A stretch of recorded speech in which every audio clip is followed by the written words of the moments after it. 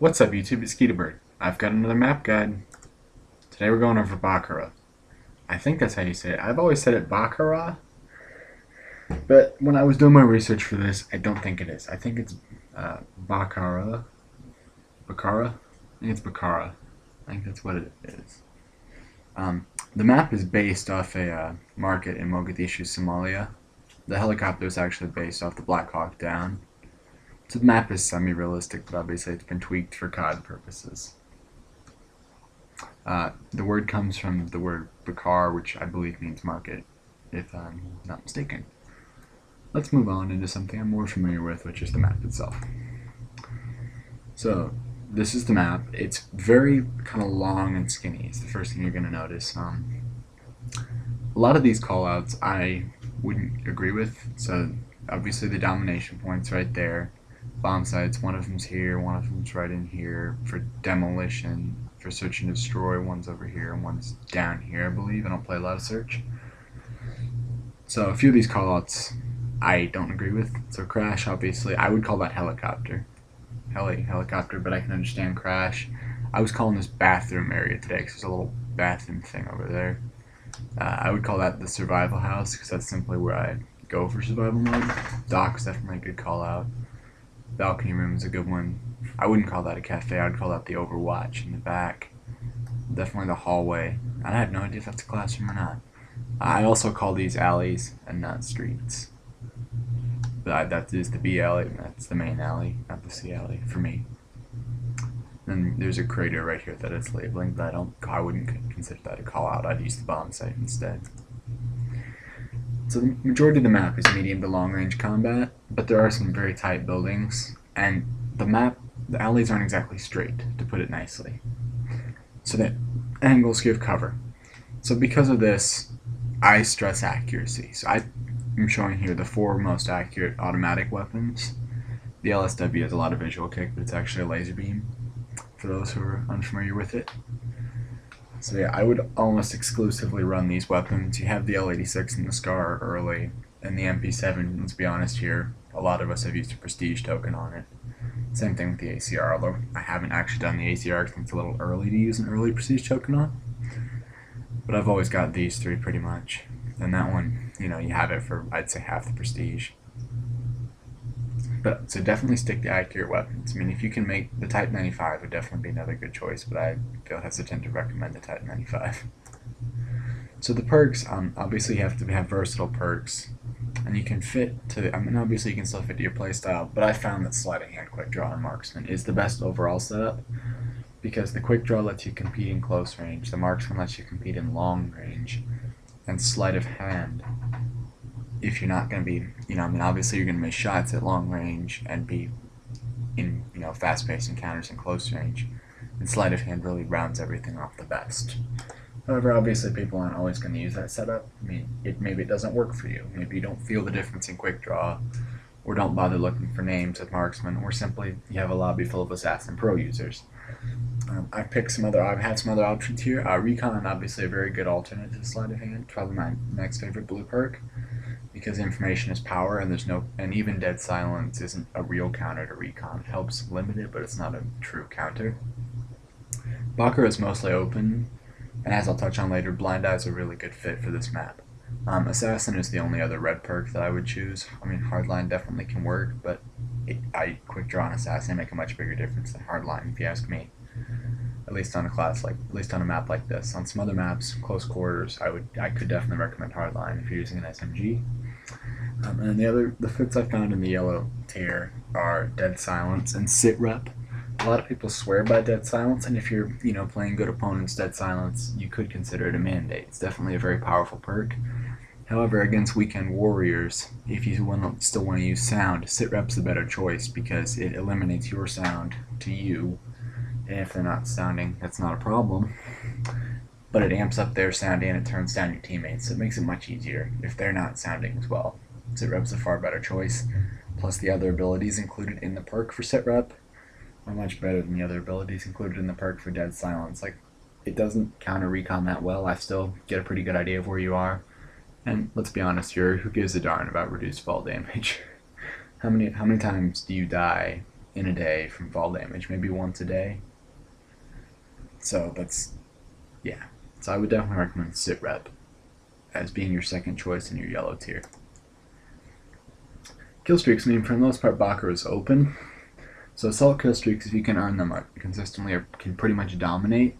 But a lot of people, including myself, don't get assault consistently. I can definitely get some high assaults, but I just don't get them consistently enough to run them.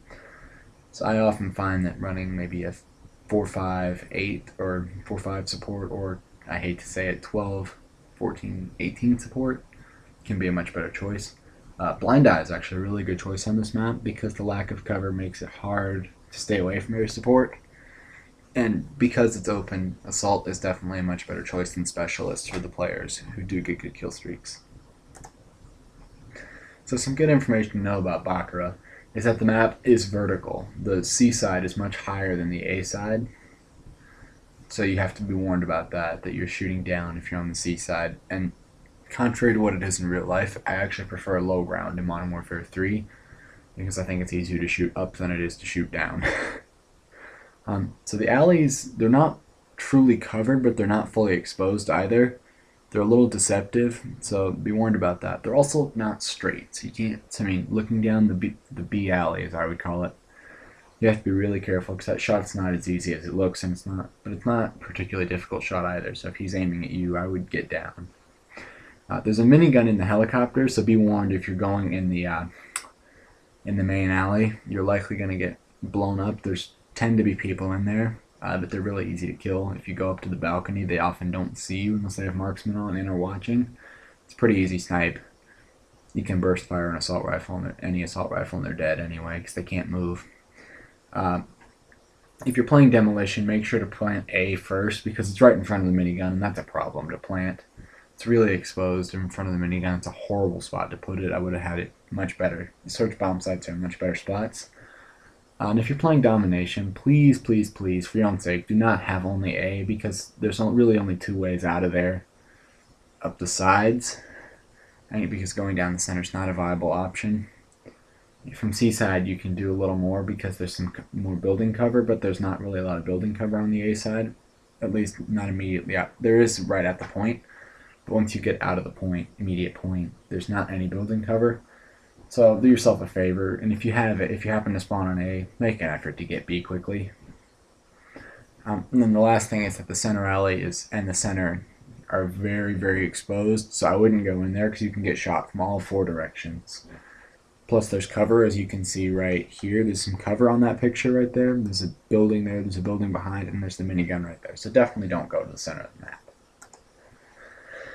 Alright, so my recommendation for Bakaara is to stick to this B alley because if you go in the center of the map here or the C alley, you will likely get killed. So I tend to stick over into the area that's labels as fridge and wood, as well as kind of this area, the main alley. There's a crater here you can get a good head glitch sniping from looking up this way, so that's definitely a good option. B is necessary if you're playing Domination on Bakaara because the spawn, if they're spawning at B because you have A and C, it's really easy for them to move up to C. So definitely be careful if you have A and C. They're likely going to move through here. So maybe set up a guy in this area but not in the machine gun because people know where that is. This is a very common alley to be fighting down, so be very careful of people there. There and there are also common alleys to fight down. So the other trick you can use is you can use the back door construction. You can use that flank to get up to C real quick. People often set tactical insertions in here, but you can shoot over this bunker thing, get a headshot on them. Their bunker. I said bunker, I meant trash bin.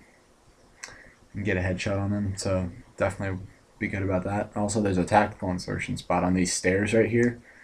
I'm not quite sure why there's an indent there. That's a really good spot for people to camp, developers. Why the heck did you put something there? And finally, there's tight corridors over here, so if you have a sniper, switch to your secondary. Bakaara is kind of a deceiving map. It's not as long-ranged as it looks. The combat's actually very varied, which causes you to stress accuracy. That's really what makes you do well on this map, is having an accurate weapon and playing well. This is the first time I'm going to bring this up because Bootleg is definitely not a good survival mode map.